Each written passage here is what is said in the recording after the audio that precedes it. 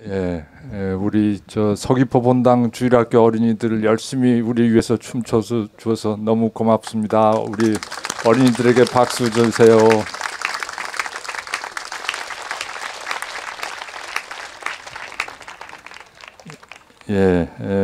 아까 제가 미사 시작에 저 큰 실례를 보면서 좀 언급을 해드렸어야 되는데 못해서 지금 늦었더라도 좀 하겠습니다.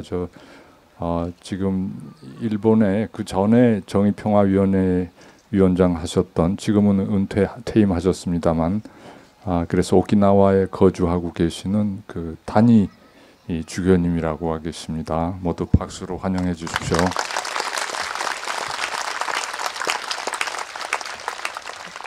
또 우리 강정 컨퍼런스에 그 동참하시기 위해서 멀리 미국에서 또 오신 미셸 여사님 어디 계십니까?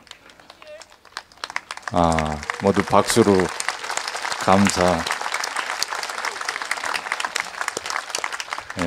감사합니다.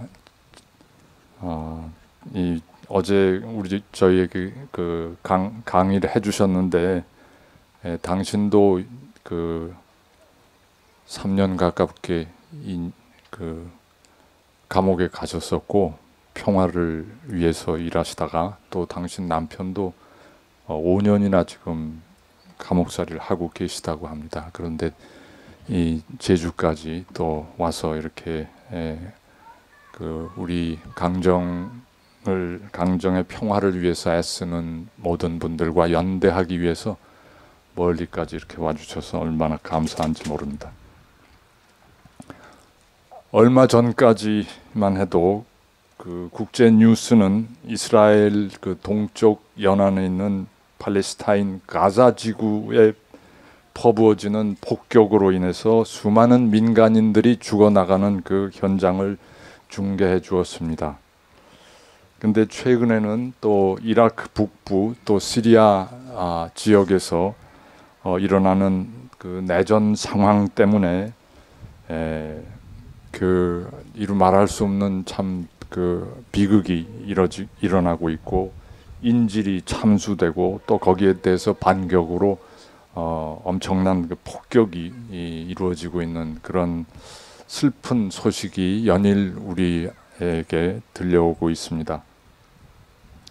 현장에서 시시각각으로 무참히 죽어나간 그 시신을 가족이 끌어안고 울부짖는 모습, 그리고 또 헤아릴 수 없을 만큼 많은 인파가 마치 지난번에 그 광화문에서 우리가 그 시복식 하러 모였을 때 많은 교우들이 이렇게 엄청난 그 인파를 이루면서 모였을 때 그런 그 인파가 이렇게 쭉 대열을 지면서 고향을 등지며 어디로 가야 할지 모르는 그 피난길에 나서는 그런 모습, 정말 그 가슴이 아픈 일입니다. 일전에 그 시리아 내전에서 정부군과 또 반군의 상호 포격으로 인해서 도시의 건물이 거의 다 파괴되고, 빌딩의 그 콘크리트 뼈대만 이렇게 앙상하게 남아있는 그 사이로 수만 명의 주민이 빽빽이 줄을 이어서 자기 보금자리를 포기하고 피난 행렬에 나서고 있는 사진을 여러분들도 아마 보셨을 것입니다.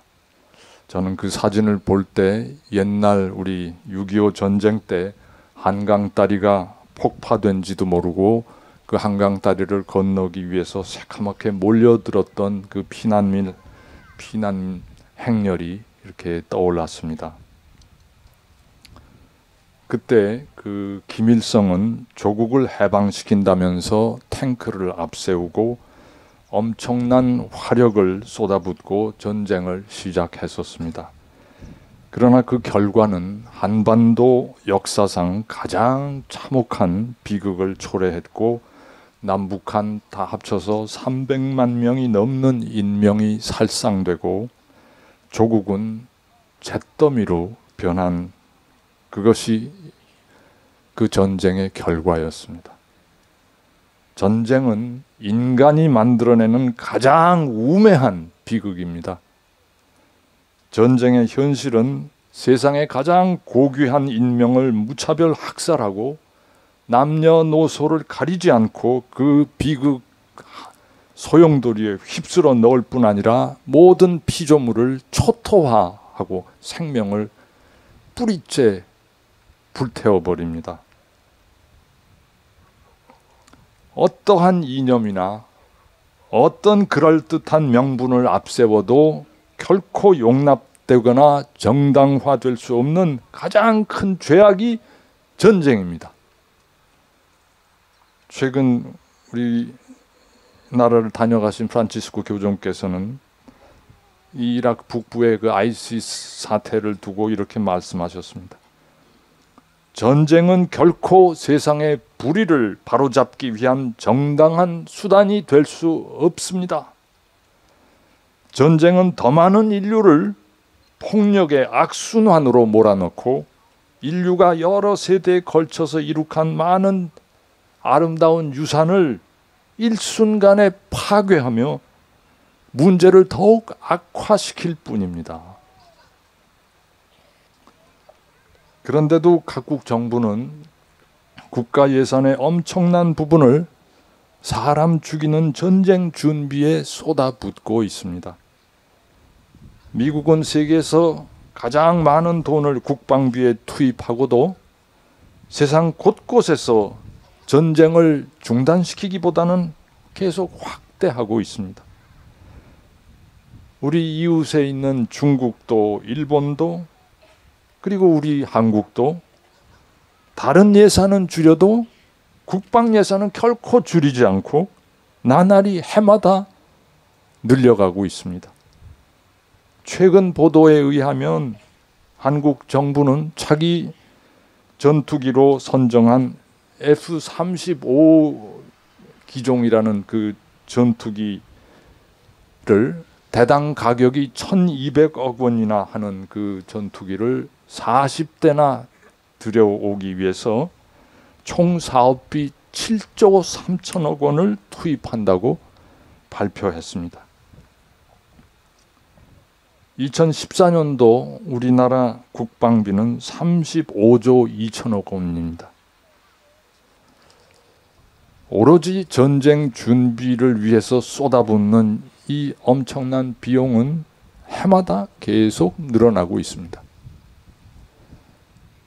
북한은 경제 규모가 그 나라 전체를 다 통틀어도 대한민국의 40분의 1에도 미치지 못합니다. 그러니까 그들은 자기들이 생각해도 비교가 안 되는 한국에 대항하기 위해서 핵무기를 개발하고 휴전선 가까이에 미사일과 대포들을 집중 배치하면서 언제든지 방아쇠를 당길 수 있다고 우리를 겁박하고 벼랑 끝 전술을 구사하고 있습니다. 근데 그 북한의 40배의 재력을 가지고 또 세계 최강 군사력을 자랑하는 미군과 긴밀한 협력 관계를 유지하면서도 작전권 이양을 자꾸 연기하려는 우리 정부는 결국 평화를 위한 적극적인 정책이나 전략을 세울 생각은 안 하고 전쟁이 일어났을 때를 대비한 군비 증강에만 열중하고 있습니다. 이것은 마치 서로가 주먹을 불끈 쥐고 어떻게 하면 싸움을 그치고 화해할 수 있는가를 탐색하기보다는 주먹을 불끈 쥔 채 상대방이 주먹을 먼저 던지면 언제 어떻게 재빨리 얼마나 상대방을 단숨에 쓰러뜨릴 수 있을까 하는 그 궁리만 하고 있는 꼴입니다. 이렇게 해서 어떻게 이 한반도에 평화가 이루어질 수 있겠습니까? 동북아의 여러 나라 지도자들은 서로가 어떻게 하면 군사적 우위에 설까를 지향하기보다 헤아릴 수 없이 많은 인명을 살상하고 세상을 황폐화할 전쟁을 원천적으로 저지하기 위해서 무엇을 할 수 있는가를 진지하게 고민하고 또 행동하는 그런 리더십을 발휘해 주기를 우리 모두 이 미사 중에 간절히 기도하십시다. 국가가 존재하는 이유는 국민의 생명과 재산과 안전을 지키기 위해서 존재하는 것입니다. 그러니까 국가의 지도자는 제일 우선적으로 사람을 죽이기보다는 사람을 살리는 데 공헌할 수 있는 길을 모색하는 것이 그들의 첫 번째 소임이고 책임입니다. 저는 제주에 내려오기 전에 서울에 있을 때 자주 북한산을 등반했었습니다. 그 북한산 등반 입구가 여러 군데 있는데 제가 다니던 곳이 그 구기 터널이라는 굴 바로 위쪽에 거기에 그 등산로 입구가 있습니다. 거기에 그 등산로 입구에 가기 바로 직전에 꽤 큰 건물인데 그런 아주 쓸쓸하게 사람이 거의 드나들지 않는 그런 건물이 하나 있습니다. 그것이 무슨 건물인가 하니 이북오도청이라고 하는 건물입니다. 지금은 아마 오도청이라고 안 하고 이북오도위원회라고 한다고 합니다. 1945년 8월 15일 건국된 대한민국의 영토는 황해도와 평안남북도, 함경남북도가 포함되어 있었고 이를 관리하기 위한 잠정적으로 임시로 관리하기 위한 부처가 이북오도위원회입니다. 그리고 지금 우리 현 정부의 안전행정부 산하에 있습니다. 오늘 우리 정부가 1945년 건국된 대한민국의 법통을 그대로 이어받은 정부라면 북한 땅의 주민들도 언젠가는 우리 정부가 거두고 보살펴야 할 우리 백성입니다. 비록 북한 정권이 실제로 지배하고 있기는 하지만 그들도 우리 대한민국 정부가 언젠가 감싸 안고 보살펴야 할 백성입니다. 오늘의 우리나라 정치 지도자들은 그러한 그 대한민국의 그 국채, 대한민국이 건국될 때 우리 민족 동포들이 지녔던 그 염원과 그 뜻에 대한 좀 더 근원적인 성찰을 해야 된다고 생각합니다. 그런 성찰을 바탕으로 전쟁 때문에 불행하게 그어진 군사 분계선을 넘어서 양쪽 백성이 한 민족으로 서로 화합하며 공존하기 위해서 어떻게 하면 평화를 이룰 수 있을까? 이것을 가장 우선적으로 고심하고 진력하는 그런 지도력을 발휘해야 합니다. 그것이 나라를 올바로 다스리는 이들의 책무입니다. 우리는 강정기지를 건설하고 앞으로 여기 들어와서 근무하게 될 군인들을 배격하거나 미워할 마음은 없습니다. 그들도 국토 방위의 임무를 수행하기 위해 국가 권력에 의해 소집된 우리의 아들들, 우리의 딸들입니다. 다만 그들을 이곳으로 파견하고 지휘하는 지도자들은 자신들의 정책 결정과 자신들이 내리는 명령에 무한 책임을 느껴야 하고 상상할 수 없는 파괴와 살상만을 보장하는 무력 증강이라는 그 최악수에 의존하지 말고 남북한 전체 백성의 행복과 평화를 위해 무엇을 할 수 있을까를 끊임없이 먼저 고민하고 탐구하고 과감하게 행동에 옮겨야 할 것입니다.